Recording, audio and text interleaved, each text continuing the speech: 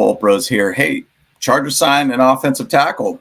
Crazy, out of the blue, but probably a need for us. Let's talk a little bit about that and our depth chart and current salary cap situation.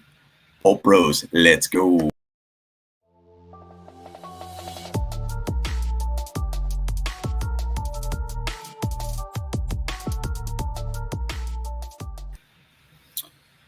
So, more signings. We got obviously undrafted free agents that we picked up. We also did pick up another offensive lineman, actually from the International Players Pathway Program. So, pretty cool to be able to see this. So, let me pull this up here for you. But interesting. More depth, more players added to this team. Fun to be able to see that all come together. But we ended up picking up. Ooh-wee.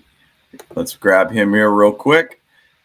We ended up picking up a offensive lineman, CJ Okoye, I believe is how you pronounce it, to the roster via International Players Pipeline. I think this is the first time I've seen the Chargers pick somebody up from that program.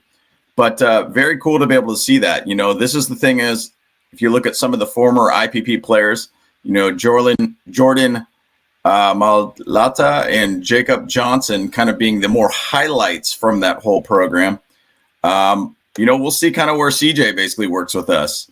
Guy that hasn't been playing a lot of football, you know, basically based upon his interview, it sounds like he just kind of started this year, did play some basketball, did play a little bit of soccer and everything, but the guy's 6'6", 515. I mean, you take a stab at the guy. What I've been hearing, though, too, is that he actually is pretty solid and actually was voted as MVP in the recent camp, basically showing off his athleticism technique. For someone who hasn't played the game for all that long, you know, there's just guys out there just know how to play and how to figure it out and have good footwork. I mean, basketball players are a good transition into the NFL. We've seen tight ends do very well, a la, you know, Tony Gonzalez, Antonio Gates being another one. You know, having body control is a big thing.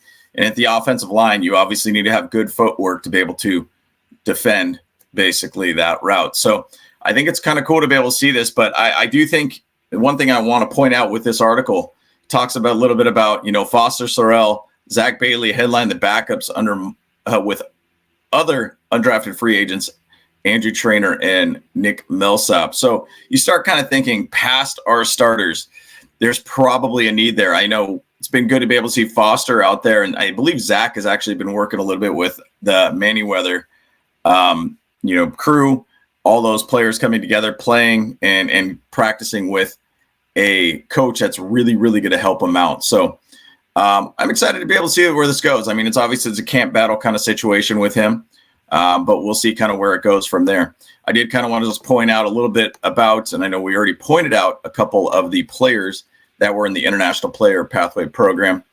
But basically what I'm kind of looking at on this is saying there's not a huge amount of players that have actually really done pretty well. I remember Bo Ringer was one of those guys that came out of, I believe it was NFL Europe, and there was a lot of hype around him too. Didn't really pan out, but there's only a couple guys that are still in it. Ife Obada, I believe is how you say it, from the Panthers. From 2017, he's still on the team. Not a huge amount of stats. Jordan Mailata is kind of the guy that's really been out there. Jacob Johnson still with the New England Patriots.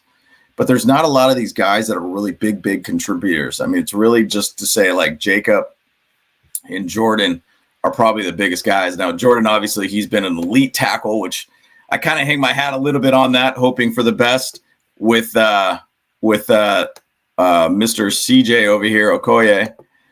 Because, I mean, obviously, Jordan is a stud tackle and was a guy that ended up getting picked up in the 7th round, but did start through the IPP program.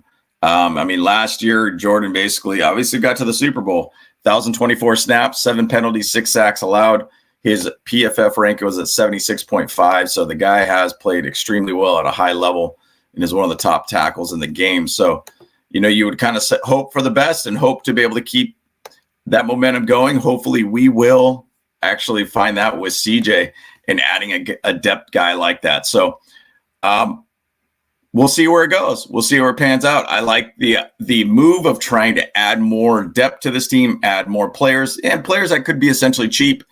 And his metrics are solid all around. So you start thinking, hey, this guy could be a guy that just could be a nice guy that you could start developing a little bit too and see where he ends up panning out. So I'd be excited to be able to see that. Now, I did want to go just real quick through our depth chart here while I got you here, just so this signing could be kind of a factor of just saying, hey, look, like we just need to find a way to be able to get more players on this team, get more bodies out there that might be able to be great development players for us. So let me pull it up here on ESPN. And boom, here we go.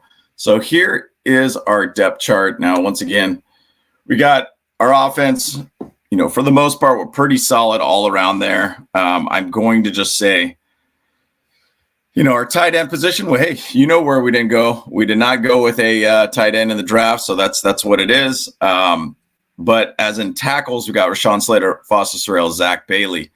You start kind of thinking a little bit about left guard. Would those guys be able to be pushed around? Jordan McFadden, I think, would be a great point to be able to put in as a tackle if needs be. But also he could work on the inside too.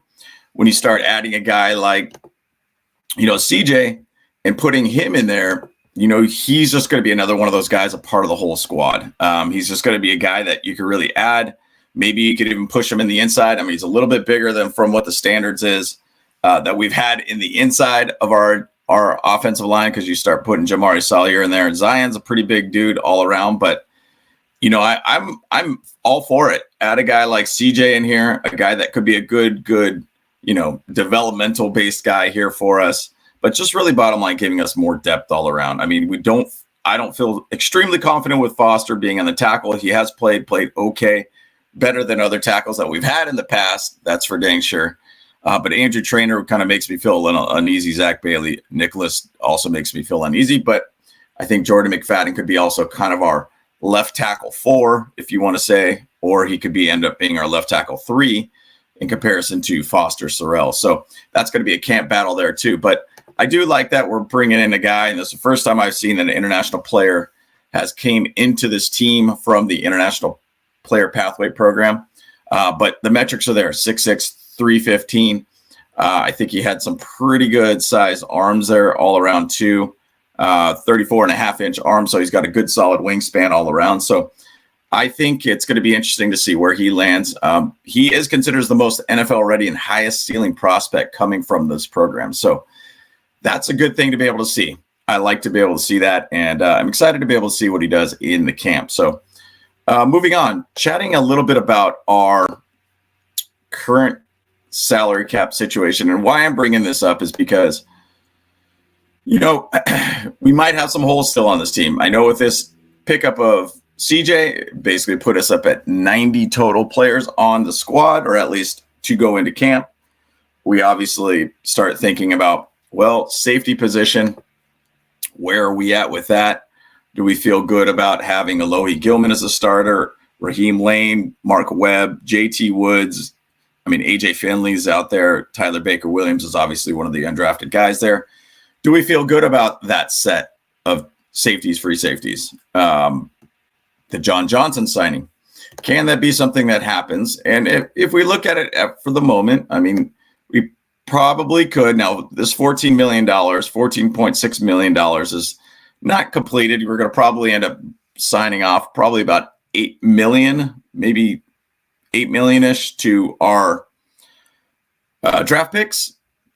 That's going to kind of cut into that too. But I would assume that John Johnson might end up being a little bit of a cheaper signing. But, at the moment, we're above salary cap.